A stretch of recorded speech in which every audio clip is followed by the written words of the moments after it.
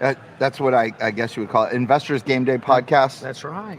I'm joined here, like I am every week, by Johnny Hayes, Good to see you. the myth, the man, the legend. Good to see you. Thank you. So I saw that you have your. Oh yeah, I'm going to silence my phone. Okay. Want to thank everybody who is watching on your way here. Hopefully you are on your way here. If you are, remember it's Toys For Tots Right. tonight. Stop by and just get an unwrapped gift. Or if you want to donate, we don't give money, but we will go out and buy the gifts tomorrow for any money donations given tonight. And also, there's a lot of traffic on the way up here. Yeah. So be careful out there. Maybe like just budget an extra like 5 to 7 minutes to get here. There is fajitas here tonight. Yes, they're awesome. Chicken, beef. Yep. It is fantastic food here good. tonight. This is the last meeting of the entire year. That's correct. And, all the beer and alcohol is ready for the partaking. It's ready. It's ice cold. It's going to be a good night. Our Thanksgiving little deal. It's for a good cause. You come here today, you'll learn a lot about investing. Doesn't cost you anything. You'll meet some great vendors that can be part of your team to help you become better in this deal. And I can't tell people how fun it is after this meeting and the next month. People just come up, hey man, thanks for what y'all do. Hey, thanks for helping me make money. Thanks for making me wealthy. Hey, hey, let's give it back. We're lucky enough to be in this business where somebody gave us something to get us started, and we want to give it back to the new investors or even the seasoned investors to make sure they're getting in good deals and help them become more successful. So y'all are doing a record number. At least when I was talking with Rob last month, he said y'all were going to do like a record number of deals. Yeah. Where are you seeing a lot of your deals coming from? Wholesalers, realtors, generated leads. Self-generated leads online. Thank you, Summer. There you go. Here. That defeats my advertising budget. So social media works. So you think a lot of this is coming from social media? Yeah. It's not everybody's back out in live meetings. Yeah. When we had to shut down the meeting and we did our deal online, we had a great audience out there. It was reaching way more people than what would come out live. And, maybe some of those people got spoiled, but, I still like to get out and about. I'm a people's person. I don't want to I got COVID and I was in the house for 2 weeks. Drove me crazy. I was ready to get back out, but there's a lot of people nowadays, they order their food and gets brought to their house. They work from their home. Don't get me wrong. I work mobile way more than I've ever worked mobile because we had to set up procedures. We still have a lot of our employees that work mobile, and that's fine. The right employee can work mobile and be more productive. Right. Not everybody can do that. Sometimes they may need that structure, but we're lucky we've got a good staff and good crew that we're as busy as we've ever been. We're as productive as we've ever been. We're working more files. We're helping investors close a lot of deals. And it's just a number of different things that have all worked together. And you have to adjust when things change. So when someone has a deal and they come in and it goes to you or to Rob, and then Rob distributes it to one of the loan officers? Yes. Yep. What are you seeing from that point? Like, what's the next step for that person? Let's say they've got everything in. When are you going out? Do y'all drive the property and take a look at it, put eyes on each one of them? Or is it just looking at the properties online? Well, it really depends. We've kind of worked into a more team effect now. We've hired people to help our loan officers to do a lot of the legwork, to work with the processors. So our loan officers are mainly the point person you talk to, so they get the 2 or 3 things that we only need to underwrite a deal. We get those immediately to give somebody an answer within 24 to 48 hours. And we'll give them our projections. I mean, we're not the I won't say we're not the experts. We're not appraisers. We're not bankers. We're investors. We have all the information that can help us analyze a deal from our 2,000 flips we've done and our 4,000 loans we've done. We can look at something and give these guys a pretty good idea. Here's what this thing should be worth. Here's what repairs should be. Not the exact numbers, and give us some photos. We can do it. If there's something there we're not too sure of, we're going to look at it. Okay. Where are you looking at a lot of deals right now? Like, is there an area where you see like a replication of applications coming in? Well, Spring, Humboldt, you have the new areas, which are Fifth Ward right now. That's Fifth really Ward. booming. You take down south over there off Airport. I mean, those neighborhoods that had been depressed or lower values have really skyrocketed since Harvey, and it has not slowed down. Isn't it amazing that strip right as you're going up to to Hobby Airport? That's what you're talking about, right? Yeah, well, I'm talking Hobby Airport all the way down outside the Beltway, down to Airline Boulevard. I mean, you take those houses that used to be 80, 90,000, it's 200 to 250 in there now, because a lot of investors have gone and bought the lots where the lots used to be worth $10,000 or $20,000. They're paying 50, 60, 70,000, and they're tearing the old houses down and building new stuff. And it's still basically people who live in that area, it's still an affordable house to get out of something they've owned for a long time, where they've had a lot of equity, and now they can get in there and get a low interest loan on a new home, and now they've been able to upgrade with that. Yeah. So a lot of these people are getting in and they're doing the tear down and rebuild. Some are tearing down and rebuild. Some are just going in. Those? Yes. You're doing those loans. Well, I don't have a product for new construction with my lines, but I have a broker deal that they will do the new construction. What is that like? Well, you better have some experience. Okay. If you haven't done case by case. Yeah, it's a case by case deal. If you're an investor and you've never done a new construction, doubt you're going to get it. Yeah. I mean, nobody's going to loan to somebody that's never done new construction, or you're going to have to hire somebody that has experience that can do new construction. Yeah, you did that for one of my clients. They made $100,000. Yep. You saw the closing. We talked about this the last 3 months. They, in order to gain the experience, they borrowed it. Yeah. Or they partnered into the experience. Right. So you can do that a number of, I think one way around that. And the reason why you want to do this is because this is a hack to increase your profitability, I think. Hey, I've got people in certain areas are buying houses and adding on new construction, a new 3rd or 4th master bedroom, bath, closet in an area that is starting to boom, that you can get good dollars per square foot. Yeah. The cost to build is probably, I don't know, 75 to 105, depending on the area. Yeah. And then you're turning around and you're getting $300 a square foot on the resale. Pending the area. Pending the area. But it's still profitable. You take down Acres Home down there.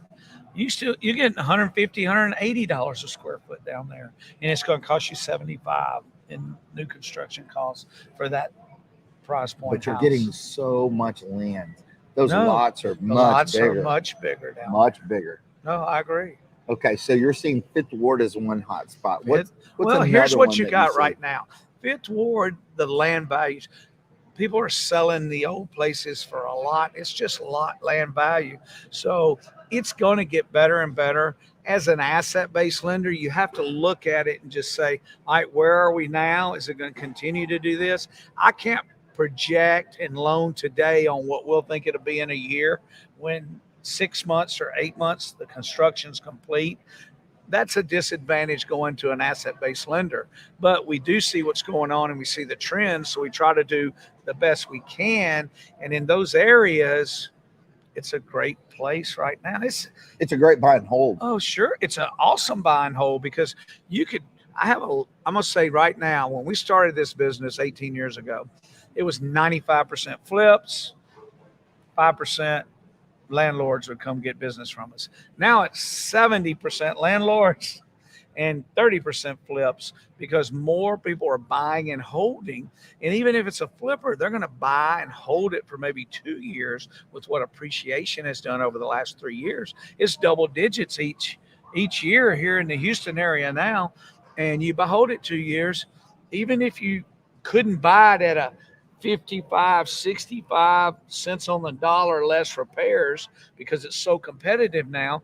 We got people paying 75 to 80 cents on the dollar less repairs and holding it for 2 years. And now they're recouping way more because of 10 to 12% appreciation. Wow. And 2 years from now, instead of them making $40,000, they may make $75,000, and they put a renter in it for 2 years to cover their cost.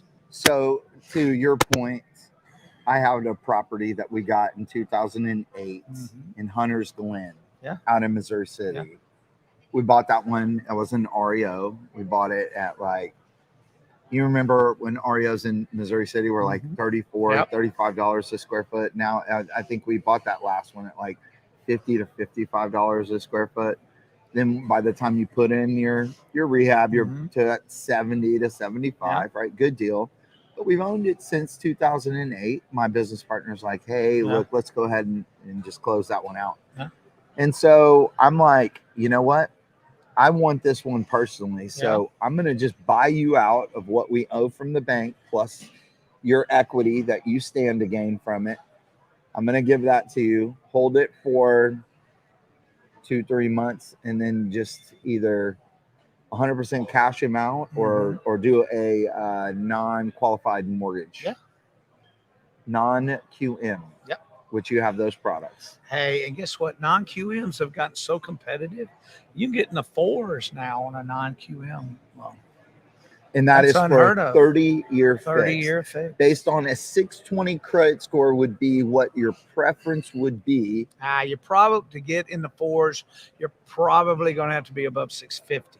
Okay. But they would underwrite you at 620, but you're probably going to be in the low 5s then, because the better the credit, the better the rate. Or you have the opportunity to buy down your rate as well. Okay, talk about buying down the rate. Well, what does that look like? Anywhere between 1% to 3% of a fee, to get you maybe up to 1% on buying your rates down. How low can we get down to? I would say if you had a high credit score, upper 3s. Like 385, 37. 3.85, or, where you'd be just under a yield, under a 4.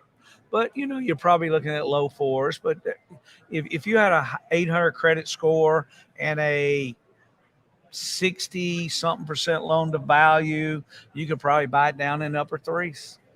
Wow. And that changes your cash flow structure tremendously. Sure. So the way I think it works is you guys will end up giving them kind of like a little truth in lending statement that shows them, okay, here are your options. If you buy down, this is the rate, but here's your potential cash flow based on each one. And here's the amount of years that it would take to kind of eat back up into profitability. You need to hold it this long in order to make we can run all those projections for you, give you all the options. There's boxes out there. You decide which box is best for you. Yeah. And everything's different. And this could be a cash out too, we right? We never, most of our rentals, we would never finance them more than 15 years because it was more about long-term wealth. We didn't take a lot of profit. Luckily, we had them in different holding companies. Those were over there to build wealth, not to live off of. We ran other businesses to live off of or put money aside. That was more about building wealth. And the money we made every month on those deals would either do capital improvements or pay down our notes. And then once you pay your notes down and off, because I'll tell everybody, and I probably told this story before, back in 08 and 9 when people threw their hands up and walked away from properties, you just say, oh, God, what are we going to do? Luckily, we were in a position that we were able to sell a few, and others we just held as rental. Looking back on it 10 years, we should have held every one of them because those houses have more than doubled since 09. And guess what? They've been paid off by the renter. This brings us to a good point. Sometimes when you're in the middle of a fiasco or chaos, you make decisions that are not great. Yeah. So the best thing to do is to always have a team with you, which is what Johnny was talking about why you should get here. Because if you can have like 3 or 4 sets of eyes looking at something, you may not be able to make a good decision because all you're trying to do is not drown. That's right. And you need someone to come throw you a life raft and be like, hey, here's an option. And you learn these things over the years, and you got to change. There's no way we could do business today like we did business 18 years ago. Yeah. You have to change as times change to survive or stay ahead of the game. And knock wood, luckily, that's one thing we've been able to do. All right. So, Johnny Hayes, ladies and gentlemen. Hey, thank you. I had a good time. Thank you. Good talking to you. And drink more Miller Lite. Drink more Miller Lite. And this one's hidden. All right. Come on. All right. Who's next? All right. Here's the guest speaker for tonight. He's making his way up here, I think. This is interesting podcast radio time. Joe? John. How are you? Curtis. Nice to meet you, sir. Good to meet you. Glad to be here. You are famous. Apparently. That's what people say. I mean, I think. You have a show? I do. Well, we have 2 shows. We are on HGTV. We had a show called Going for Sold, which aired in 2000. This is 2021, so 2019. Okay. And then we had a show that just aired this past year called 2 Steps Home. Going for Sold was more flipping, more investment based. And then 2 Steps Home was more renovating for clients. So we've kind of seen both sides of the, construction world. Okay. And so talk to me about renovating for clients. Yeah. That's what I do right now. Yeah. Fun, right? Yeah. Oh, lots of fun. No, it is. I mean, I think the biggest difference that we find obviously is whenever you're renovating for clients, especially for my wife, she's huge into design, and it just gives her a lot more creativity. Right. What was your background before you guys got into flipping? So I was in the oil industry. I worked with my family. We had a family-owned business, still do. Yeah. We supplied oil, chemicals for downhole fracking and stuff like that. My wife was she was a flight attendant. Okay. She flew for a couple of airlines, American Airlines, and then she flew for a charter company where she flew the military around to all their bases. So she's seen so much of the world, and I've been stuck in Houston pretty much my whole life. So then what was the X factor that was like, okay, we're jumping off? Well, it was a combination of things. And I was thinking about this on the way here. The world sometimes puts you in situations where you have to start making decisions, right? It's like, oh, no. You think you're comfortable? Right. No, we're gonna twist things around a little bit. And so for me, it was the opposite. I had lived a life relatively comfortable. And our daughter was just born, and I was kind of going through this stage in my life where I was like, man, I need to step out and kind of be uncomfortable and do something that I feel passionate about instead of just kind of working day to day. And so we've been watching a lot of HGTV, and I was like, hey, we should try flipping houses. And that was literally how it happened. I was like, where was your first one? First house was about 2 blocks from where we live now. So we live in the Champions Forest area of Houston. Dude, you live really close to where really? I went to high school in Cy Fair. I went to Westfield. I was up and down Cypress Wood all the time. Yeah. Oh yeah. So there's a little neighborhood called Kings Row. And we started off, so my evolution kind of started with coming to this particular meeting. So I would come here. Where? So it was the one on the southwest side. off of 59. Redneck Country Club. Yes. You went to the Redneck Country Club? Yeah, many times. That was before I was doing the podcast. Clearly. Oh yeah. I don't think there was a podcast at that time. No, but I convinced him in 2019 to do it. Yeah, and it's huge. We have a podcast. Like podcasts are like the easiest way to get like yourself free advertising. I don't know why people don't do this, because most people get scared. What am I going to say? How do I sound? Okay, kind of I'm going to get your number after the podcast is over. We're all like a couple of people that you would like to hang out with. We're going to get together tomorrow night for dinner if you don't have anything. Oh, for sure. Okay, cool. No, for real. A good throwdown, like brain bashing. How do you? I'm always for learning, man. Like that's one of the biggest things. We don't like to learn. You don't like to talk trash. Oh, that's fine too. We like to talk trash. It's just nice to be around other people who you can, who are doing good stuff. Yeah, for sure. That's huge. I talked about something that you hit on. You said this was on the last podcast. I did a podcast with Brant Phillips. I don't know if you know Brant. Brant's now big into mobile homes, but when I was growing up, Brant and I used to go to the SRO. Okay. Which was where Eddie first started doing this thing a long time ago. Brant and I, we were nobodies. Well, we were talking and he said something that he referenced the book Wild at Heart. Okay. Have you ever read Wild at Heart? I have not. It talks about every man needing a journey. Oh, yes. A wife cannot look at a man that doesn't have a journey or an adventure to conquer and look at him with the same way. Like your wife must look at you and just be like, yeah, this is something we did together. I can respect my man because he went out there, out of his comfort zone. Did that change your relationship? It changed it so it's funny hearing you say that. Number one, being an entrepreneur, and just life in general has taught me that life is actually only about the journey, right? There is no end, right? The end comes when you die. Everything before that is the journey, right? So we're always on this journey. We're always on this quest to do, accomplish, fail, learn, love, whatever it is, right? And so ironically enough, one of the main things my wife married me for was stability. Oh, I love this. So I had a great job, oil industry is pretty much nonstop in Houston all the time, right? And so I came to her, I was like, listen, it's time to make a change. And we had just had a baby too. So our baby was 4 months old. And I was like, That's man. Good. So I was like, listen, we're going to flip houses. That's what we're going to do. Yeah. And I don't know how it's going to go. I have zero plans. I don't know anything about it, but it's going to be great. When you have no other option, it forces you in a sense of motivation to succeed. It does. And if you set yourself up, that's a good point. You spoke honestly to your wife that you have no plan and you don't know how it's going to go. And then how did she take that? Oh, she was like, what are you talking about? Yeah. Like, no. Okay.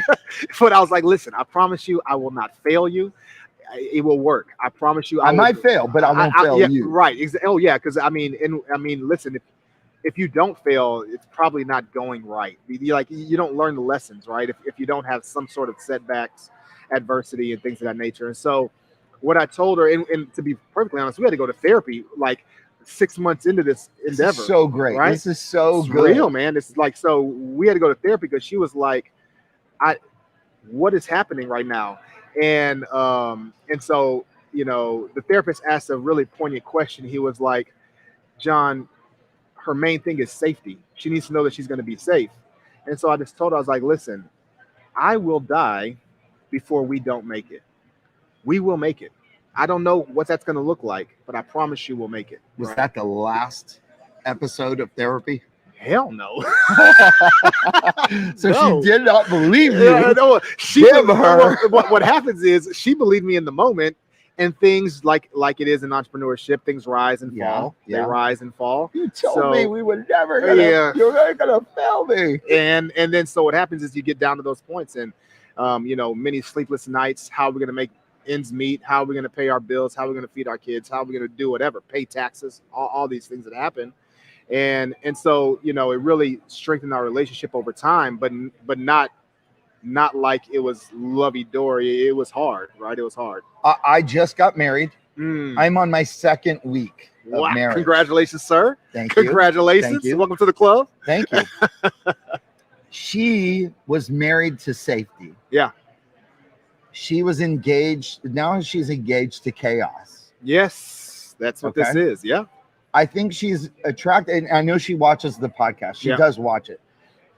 So she's at a fork in the road. Mm-hmm. She has, I've convinced her to leave medical. Okay. Wow. Leave medical. And I need you to join the journey of freedom. Yeah. Yeah, I've been there. And so she does this tango, right? It's a tango.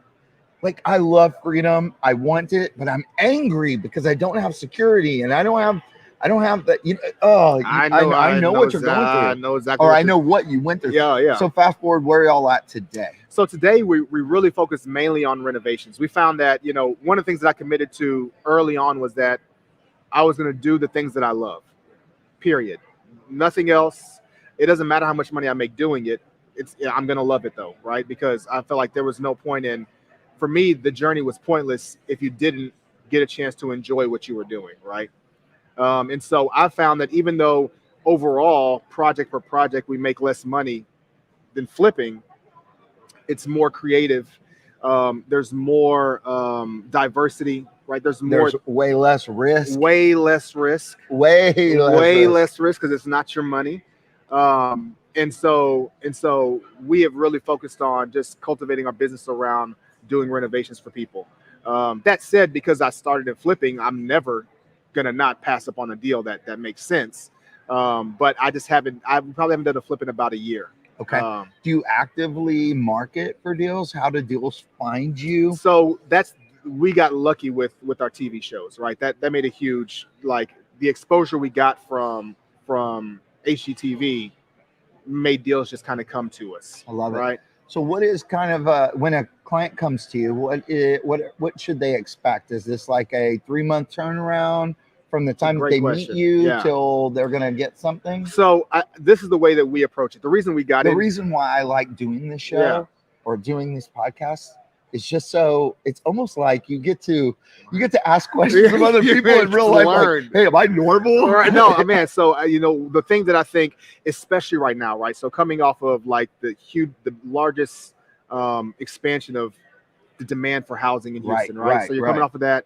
You're also coming off of the big freeze and the biggest lack of inventory and supplies. You've got COVID, right? You've got all these things. So the demand for construction is amazing right now. The problem, the other half of that is the demand constructions for amazing. So the guys that you hire to do a job, they don't necessarily care, because if you don't like what they're doing, they'll just go to the next job. Yeah. Right. And so I think the one thing that I found that's really important in the renovation process is not the end. Everybody's paying for the end, but what we focus on is people paying for and enjoying the process, the puzzle. Okay. Right. So you're in the business. When you're renovating a house, it's not renovating a house, it's actually putting together a puzzle. How can I make the process of putting that puzzle together? A Rubik's Cube. A Rubik's Cube. Exactly. It's the same thing. So how can we make the process of putting this puzzle together enjoyable for the client, right? And so we've really focused on honing in on our processes, putting the right people in place, finding the crew, keeping our crew. We've had the same crew now for almost 4 years. Staying small and continuity is the key to process and profitability. Yep. It is. And the cool part about it, the other part of moving into client renovations is flipping is always about efficiency, prices, right? So you've got to get the guys, you can get good guys, but you want to pay them just enough to let them get the job done so that you can make the most profit, right? Renovations for us has become, we're going to keep the same crew, which means I'm going to pay my guys well. Our prices go up, but it improves the overall quality experience that you have as a client, right? Yeah. So absolutely, that's kind of where we are. Man, I'm looking forward to hearing you talk tonight. Oh, I don't know if you watch The Prophet, but one thing that Marcus Lemonis always says, he says, I focus on 3 things: people, products, and then profit is last. Yeah, always. Or process. People's it's huge. Product, process. That's huge. And profit comes last. It always, since I made the jump into entrepreneurship, because for me the most important thing is loving what we do and loving who you do it with. The money has become secondary to what we need. So we got to make money, but I'm not focused on the money. I'm focused on enjoying the process. John, how do people connect with you? So Instagram is the easiest way, at Jon Pierre TJP. Mary, my wife, at Mary TJP. You guys hit us up if you have questions. Tune in tonight. It's going to be really fun, man. I'm excited to be here again. It's been a while. It's amazing to be on the stage versus being on the floor. So hell yeah. We'll see what happens. All right, man. Well, I appreciate Curtis, it. Let's thank you, connect sir. after the show. I'll show you. Absolutely. Yeah, please. We will. All right, I man. love it. Thanks, man. Yeah, that's Mr. Texas right there, ladies and gentlemen. Hey, you need to meet John. Talk to John before you get off stage. Come on up, man. Chris, how you doing, brother? Good. How are you? Man, Where's Richie Drake? Richie Rich and the Funky Bunch? Yeah, he's under the weather. Oh, okay. Yeah, I said stay home, man. Don't get everybody sick. Well, talk to about me you? about what's going on over at Renter's Warehouse. We're finishing out our year. We had a crazy year. I'm going to talk about it tonight on stage a little bit. Oh, yeah? Yeah, it's been a really good year for us, but probably one of the biggest numbers that we saw is that we were able to help our renters come up with about $130,000 worth of rent assistance, which is why our evictions were way down, but yet we actually got rent in. So that was pretty exciting. When I ran the numbers yesterday for this meeting, I thought, wow, that's more money than I thought we were helping them find. And so talk to me about what role do you take in that process? Well, usually when rent's due, we reach out and we say, hey, listen, what's going on? Looks like maybe missed your rent payment. And that's usually when renters will tell us, well, we're having some issues, right? Like with COVID, there was a lot of issues with people losing their jobs and everything else. And how many doors do you have under management so that we can give context to the conversation? So we're at about 900 doors now. And so there's quite a few doors, and it affected a few of our residents. Some of the better ones will actually give us a heads up too if they're having issues. But what we do is we step in and we try and keep really abreast of what's available out there, because it's constantly, there's more money, more programs, but you have to know about them and you have to know how to put your stuff in to be able to make that happen. And so which you all become experts at. That's exactly right. We've had to, because no one wins when the rent doesn't get paid, right? It's hard for the resident. Even if there was an eviction moratorium for a time, which that's over, it's still hard on them, hard on our clients because they're not getting rent coming in, hard for us because there's no rent, so there's no management fees to collect. So if we can assist our residents to be able to still pay their rent when there's programs out there that can do that, we did that. I didn't realize the extent that we did it. I mean, that's a lot of money.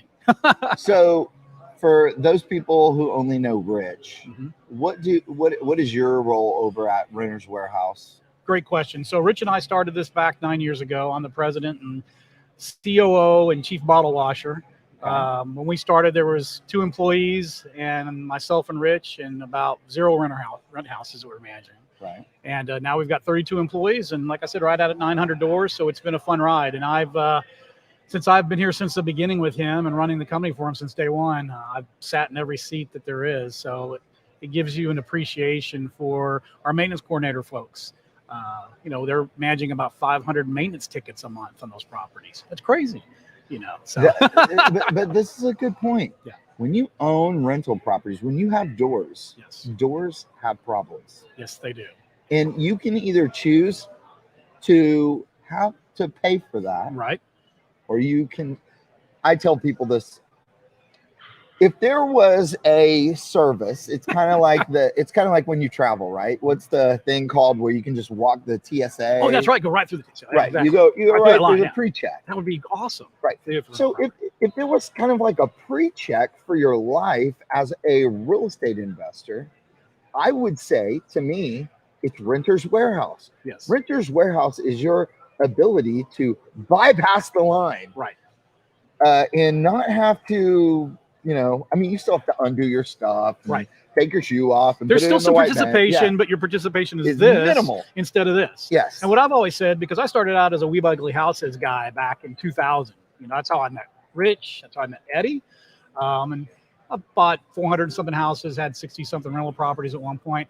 And what I found out pretty quickly was that it seems like water pipes don't burst until midnight on Saturday night, right? Right. That just happens. Stuff always seems to happen when it's the most inconvenient. And as a landlord, you can DIY all that. And this is going to be a shameless plug, but for $4.30 a day, right? $129 a month. One we'll do it all for- Starbucks coffee. Absolutely, where they are now. One Starbucks coffee. You're exactly right. For one Starbucks coffee a day, we'll take care of all those headaches. We'll take those calls at midnight, right, when the water breaks. We'll knock on the doorbell, not now, but we'll make those phone calls and reach out and say, where's the rent? So then what's required of me besides the $4.50 or something a day? Very minimal. We try and keep our clients out of the property as much as possible, because it's like Rich likes to say, you don't want your resident as a landlord to know you, because there's been movies made about that, right? There needs to be that middleman that's going to really care about the resident. You know, there's lots of things that we have to do there, but also care about the client and handle all those issues for them. So the only time that we really reach out and things are going well is if maybe there's a repair that's over $350. We're going to get approval for that. Maybe it's time to renew the lease, and we reach out and say, hey, do you want to renew the lease or not? It's up to you. But we try and keep our landlords out of the day-to-day grind as much as we can, because that's what they want. And as you said, we're kind of the pros at this. We've been doing this for a little while. So it makes sense for us to step up and get in there, because we've done it once or twice. Mark, I'm going to tell you something that's scary. And I'm going to be honest with everybody. Me that's singing. On the, no. Okay. This is in reference to me running my business as a real estate investment pro, right, a guru, someone on the stage. Right. Okay, let me just tell you that I had a lease in place. The last time the lease was renewed was 2010. Oh, nice. They have been living month to month since 2 months ago. Right. We just got a new lease in place. Wow. Okay. Okay. Now, for those of you watching, his face, it's like he's having mental diarrhea right now, because he knows that this is like painful. Very painful, and it opens you up to a whole bunch of different stuff. Okay. Some of the most basic, let's talk about like the most basic thing. Let's say that resident or that tenant decides to quit paying rent.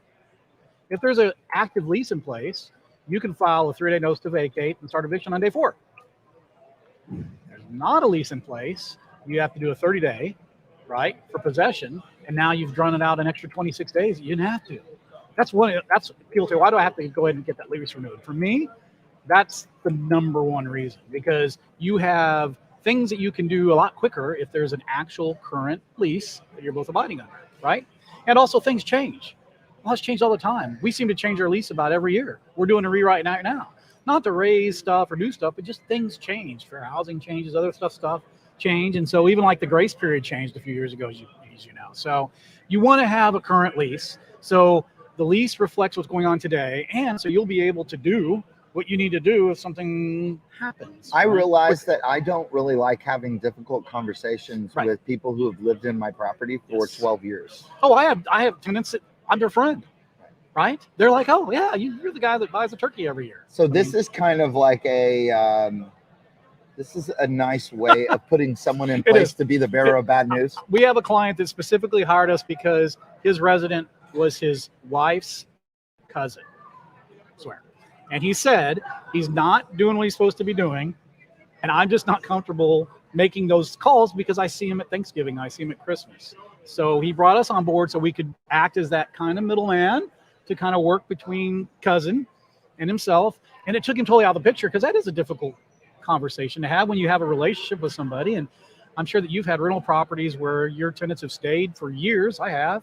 And you start to know them. You're talking to them on a monthly basis, every other month. Something goes wrong and you fix it right away and they're so happy for you. But it gives that kind of, I don't know, it makes it hard then to make those difficult decisions. I haven't been inside of one of my rental properties in 10 years. That's smart. That's very smart. I don't ever show up. I don't ever walk through. I send out the repair guy. They're not allowed to send me or they're not allowed to call me. I have 24 hours to respond to a text. Yep. You know, those are kind of the things that I do. She is very responsive. I'm lucky about that. No, but good tenants. I sold the majority of my stuff to continue my building business. Right. Which was the worst thing that I could do. And the reason why I did it was because of the headaches that I was getting on the other properties that weren't gyms. Right. And you didn't have that great tenant. And anybody I talk to, and they go, well, what do you do, Mark? I go, well, I run a property management company and I invest on the side in real estate. Okay. Oh, you're a landlord. I hate being a landlord. I tried it once. It was horrible. And the stories are always about how bad the tenant was. And then I say, Well, did you check out the tenant before you put them in your property? Well, yeah, I asked them to send me a few things, whatever. I'm like, okay, did you call their employer to see that they actually had a job? Did you call not their current landlord, because he might say great things to want to get them out of his place, but the landlord before? Little tip, because that person will be very candid with you. Think about it. You have a problem tenant that's not enough of a problem to where you're going to evict them or force them out, but you really wish they'd go. When somebody calls and say, hey, they're looking at my property now to maybe rent our property, what do you think? They're going to be like, they're great, they're fantastic, right? But if you go one landlord back, they're going to be very honest with you because they have no reason not to. So when you start asking and digging about those little things, I hear, no, didn't run a credit check. No, didn't run a credit check. Criminal background? Nope. Did you call any references? Well, I called the one they gave, but I think it was his dad. Okay, well, I bet he got a good reference. And so there are things that you have to do that you can't guarantee, but you can certainly raise the odds of having a little gym, like you said, renting. Because if you have a bad one, you have a resident that's not doing what they're supposed to do, it can be painful. We had, at one point in time, we had 34 rentals. Okay. I was with, 52. 52. I was with Robert Hammond. Okay. Yep. That was my business partner. Right. The one property that I met the person at to receive her money, mm-hmm. I knew that I was getting ready to take over ownership solely because I was going through divorce. So instead of going through divorce and doing all the buy this person out, we split it all by equity. And I got my little section of 5 properties. Because I only had 10% ownership. Yep. He had 40%. The other money investor had 50%. All right. So I ended up with in total, I left with about 16 properties. And in the one that I did with Robert, we had 5. I had one lady come over and I was the realtor at the time. So she was coming over to give me money for a deposit. And I said, I'm not going to run a background check on her, but I am going to do one thing. And this has not failed me yet on this tip that I've given people. And I'm not saying don't social run. Media? I'm not. No, this was really before that. This was like 2008, 2009. Okay. I said, I'm going to look at her car. This is the only asset that she owns that's worth value. Is she taking care of that? Is she taking care of that asset? Because if she's taking care of something that she pays on monthly, then she'll pay. Then she'll. That's take a great care of idea. mine. I got to tell you, 21 years, I'd never heard that one. That one's awesome. Okay. I like that. So maybe I wouldn't make my basis solely on that. Yeah, okay, I'm agreeing with you. I'm agreeing. Ted Bundy probably had a really clean Volkswagen Beetle. No, just kidding.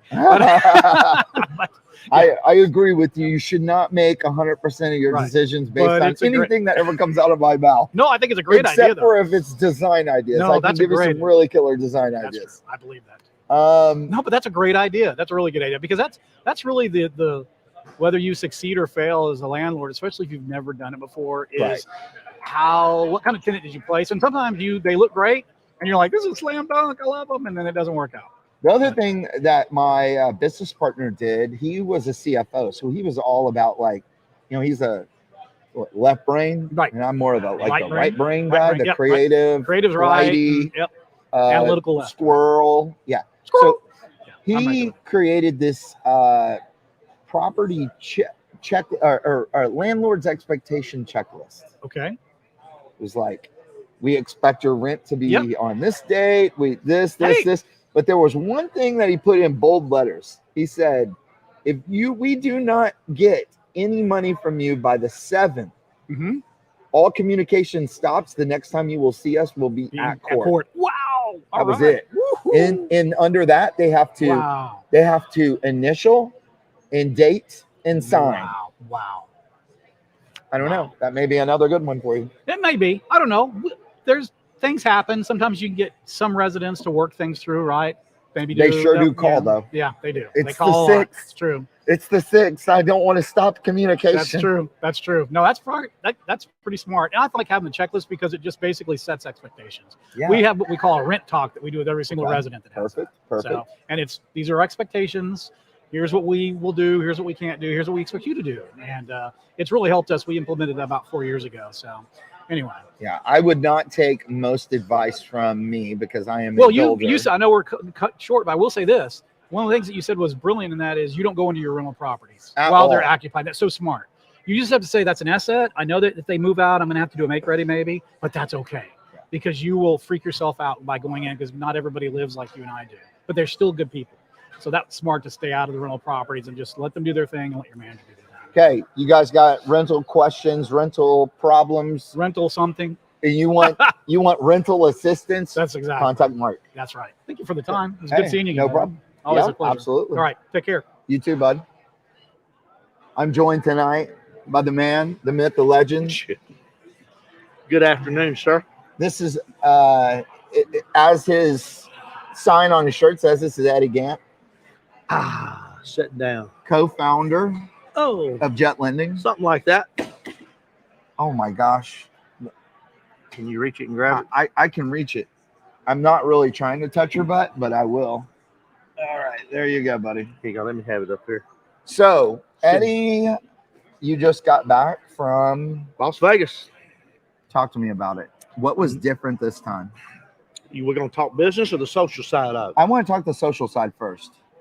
Well, if you sat at a table to gamble, you still had to have your mask up to your eyeballs. Oh my gosh. But okay. if you were at a bar, you did not have to.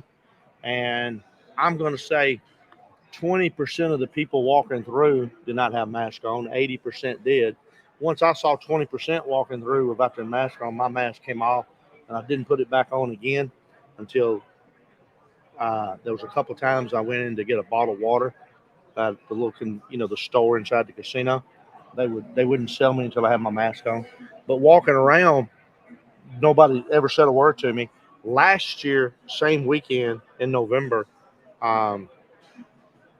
if you didn't have it up to your eyeballs, they were getting ready to chase you out of the casino. Did So you? I didn't like that. Did you celebrate any of your birthday in Vegas? I did.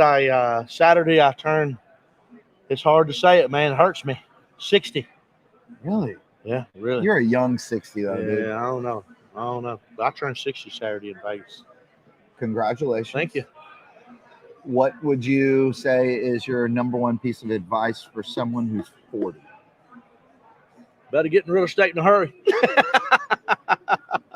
I got in when I was about 36, 37. Yeah. So I'm 22 going after year number 23 here in real estate. And Jon just talked about it when he was up here. He said, I said, what was your ex that got you off of the spot of oil and gas? And he said, I was living a life that was too comfortable. Mm-hmm.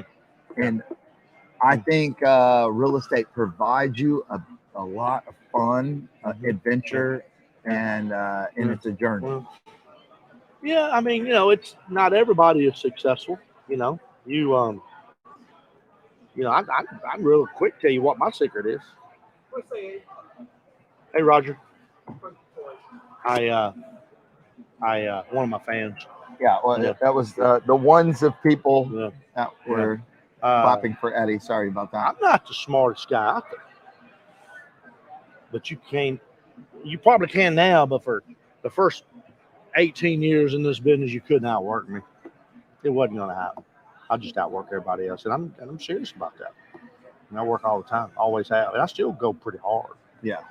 I don't go as hard as I used to. Do you have to anymore? Do I have to what? Do you have to? Well, sure I do. You die if you don't work. So yeah, No, I have but to. But I know you what don't you mean, have but to I don't really like. go I as know hard what you as you mean. did. I know what you mean. But I just don't. I don't want to. That's just not me to go there. I work hard, and I'm going to keep on working hard.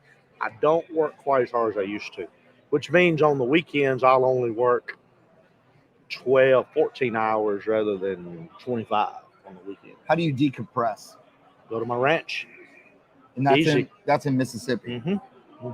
I'll go ride 4-wheelers and shoot guns and drink beer and play country boy. How often do you get to do that? Oh, it's getting ready to be a lot because hunting season, deer season is upon us now. So I'm headed there Monday. I'll be there for a week. I'm going to come in and work one day next week. Okay. I'm going to work Monday, get the office as tidied up as I can, and then. So Thanksgiving is at the ranch. Yep. Okay. Yep. Awesome. Yep. Sure is. Your daughter did an amazing job with me on a lunch and learn with Quest. Man, I'm gonna tell you We what. talked about you. She's good. She's really good. I'm not just saying this because she's my daughter. She's good. No, she's really She's good. smooth. Yeah. Yeah. Apple didn't fall far from the tree, did it? You know what I told her? She asked me, she's like, okay, well, here's what I want you to do. I want you to talk about this and get out in there. And I said, here's what I want you to do. I want you to stay on with me while I'm talking. And if you hear something that you think would be like, hey, can you expound on that? Yeah. And she did. Yeah. And it made for one of the most interesting lunch and learns. Well, let me tell you this. We just come back from Vegas, American Association of Private Lenders. 2 years ago, she's on a panel at the same event, American Association of Private Lenders. And she's got a guy about my age running the panel. What do we call when you run the panel? You're a Host? No, it's another word. Moderator. Moderator. And then she's on the panel with two guys about like me, been in the business 30 years or whatever. And to be honest with you, the moderator was skipping her. He wasn't paying her any attention. So finally he gave her a question and she just, and that moderator comes to me, damn, give one up for Haley. This young lady knows what she's talking. Then he started treating her as an equal. But she had to answer that first question first, way into it. They were just skipping around her. That is, it is such a good old boys network, real estate investing. It's tough for women. A girl that knows you came and did my podcast the other day, Julie Ireland. I know Julie. She talked about you. I asked her specifically about what it was like being a woman in an all man's business. And she said one of the people who was so good to me at the beginning was Eddie Gant. Really? Yeah. That's nice. Yeah. I think I've always kind of done that. I'm always nice to people till there's a reason not to be nice. Unfortunately that happens sometimes, It does. when you don't need to be nice to them anymore. That's right. And that's what I call they draw first blood. When they draw first blood, it can be brutal, but what else we want to talk about? You want to talk about that Vegas from the business standpoint? You were already hitting on it. Yep. You were Eddie was the lead off. And you and I were talking about this. Is where would you rather be on a day of speaking? Would you rather be the keynote speaker at the end of the day or the guy kicking it off? You want to be kicking it off, but in Vegas, a lot of people are not there in that chair at 8:30 in the morning. Is that when you kicked? Yeah, I did. We did 8:30, wow. But the room was pretty full. But I was wondering about that as it started to approach about how many people would be there at 8:30 in the morning. It was a pretty full room. You were excited? It was a pretty good time. Good. It was a pretty good time. We got the crowd juiced. Yeah, tell them about the show and what you put on. Well, they asked me to do it about 2 months ago. Okay. And straight up, I drew a blank for a month and a half of what I was going to do. My instructions were to do exactly that. Juice the crowd up. Energy. Get them going. And I didn't know what I was going to do. So I was going Vegas, private lender, Vegas, private lender, Vegas, private lender, Vegas, Elvis, private lender. So I hired a Elvis impersonator. He joined me and Johnny up on stage. And we interviewed him from a business standpoint about what Elvis does with all of his money that he still makes. And Elvis is putting it in CDs and bank accounts, drawing less than 1%, what Priscilla and Lisa Marie don't spend. So we convinced Elvis up on stage. It's all scripted. I should have been a screenwriter. I wrote out the whole script. So we turned Elvis into a private lender up on stage. And then he did a fantastic song. And it was pretty cool. That's awesome. It was pretty cool. That is But awesome. it was a business conversation first. Yeah. With Elvis. Knowing Elvis been dead for 40 years. And so the American Association of Private Lenders. How has that grown over the years? Well, it was growing pretty steady. In 2019, they had an audience of about 600. And then 2020, it wasn't 200 of us out there, I bet. This year bounced back to the 2019 standard. There were 600 people there. Wow. So it was pretty good. It was pretty good. There's 4 or 5 of these, but that's our favorite. What was your takeaway from the weekend? Business is vibrant. A lot of money in the room. A lot of money looking for a home. A lot of money sitting in someone's account in California or New York. Not making a whole lot for the investor, and the investor wants to get it out on the street. Let's talk about not making money. we heard Lord, this. I can talk good on that. I can talk pretty proficiently on that one too. Oh, in the last 2 weeks, one of the largest buyers of real estate was Zillow. Has just terminated buying property. What do you make of all that? You know, somebody watching this for the first time will say, "Oh, it's easy to call it now that it's already happened after the fact." But we could go back on this program for 2 years, and I've been saying since the iBuyers appeared 3 years ago, you can't run your business on that kind of margin. So it doesn't surprise me. It doesn't surprise me at all. And they're not the last ones going to go down. They lost 300. According to the articles, they lost 360, 370 million in the third quarter. Yeah, in the third quarter. They're okay. saying that it may have been 1 billion or close to 1 billion total. Yeah. So you go back to early 2020, Open Door shut down for, I don't know, 5-6 months, and disclosed and went public with major losses. Somehow got recapitalized and come back. And then they bought my house. I've sold to them. They bought my house, and guess what? Yeah. My house is still sitting on the market. I mean, the articles, some of these national articles said that these companies are selling on average of 1 to 2 to 3% less than they have in it. I can't run my business that way. No. So I mean, if there's somebody, the head man Open Door watching this program wants to call me tomorrow, I'd love to talk to him, but I'll stick by what I've been saying for years. You can't run your business on that kind of margin. How do you see the play out of the distribution of assets from like a Zillow or a place like that? I have no idea. You don't think that they'll single-handedly, like one at a time, one off them, or they'll just straight institutionally sell it? I have no clue.